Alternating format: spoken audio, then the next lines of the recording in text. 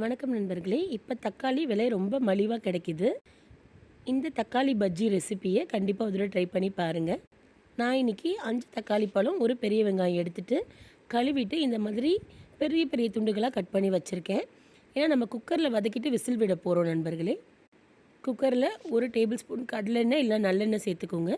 கடுகு உளுந்தம் பருப்பு போட்டு பொரிஞ்சதும் 2 காஞ்ச மிளகாயை பிச்சு போட்டுக்கோங்க. ஒரு கொத்து கருவேப்பிலை சேர்த்துக்கலாம். 2 இல்லை 3 பல்லு பூண்டுகளை தட்டி போட்டுக்கோங்க. பூண்டு இல்லைன்னா இந்த ஸ்டெப் ஸ்கிப் பண்ணிக்கோங்க. வெட்டி வச்சுருக்க பெரிய வெங்காயம் சேர்த்துக்கோங்க. வெங்காயம் ஒரு 10 செகண்ட் வதங்கினா போதும் நண்பர்களே. நான் இன்றைக்கி 1/2 டீஸ்பூன் உப்பு சேர்த்துருக்கேன். வெங்காயம் வதங்கினதும் நம்ம வெட்டி வச்சுருக்கிற தக்காளியை சேர்த்துட்டு ஒரு 2 நிமிஷம் அப்படியே விட்டுருங்க. தக்காளிலேருந்து நிறைய தண்ணி பிரிஞ்சு வந்துடும் நண்பர்களே. இப்போ இதில் சேர்க்க வேண்டியது ஒரே ஒரு பொருள் தான். 1 டீஸ்பூன் சாம்பார் மிளகாய் தூள் சேர்த்துருக்கேன்.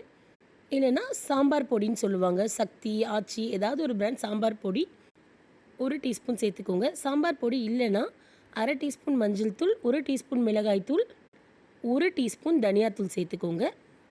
மசாலா சேர்த்துட்டு ஒரு 5 செகண்ட் வதக்கிட்டு நான் இன்றைக்கி 3/4 டம்ளர் தண்ணி சேர்த்துருக்கேன். இப்போ குக்கரை மூடி போட்டு 4லேருந்து 5 விசில் லோ ஃப்ளேமில் விட்டு எடுத்துக்கோங்க. இப்போ கரண்டியோட பின்பக்கம் இல்லைனா பெஸ்ட்டு மத்து.